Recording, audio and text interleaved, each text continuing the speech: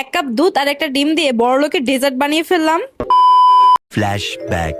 যারা আমার মতো গরিব কিন্তু বড়লোকদের মতো জিহ্বা, তারা কিন্তু চাইলে এই ডেজার্টটা বাসায় ট্রাই করতে পারো। খরচ কম কিন্তু খেতে দুর্দান্ত।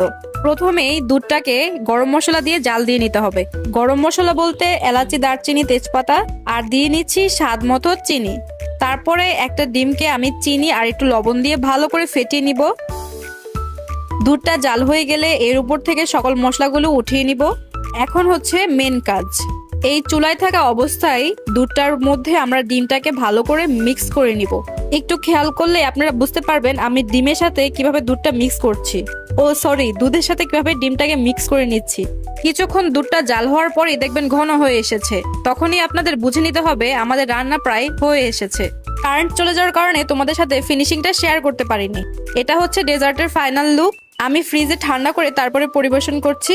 দেখো কত পারফেক্ট হয়েছে ডেজার্টটা। আমার সোসাবিলের রিয়াকশন দেখে তোমরা বুঝে ফেলেছো যে খেতে কেমন হয়েছে।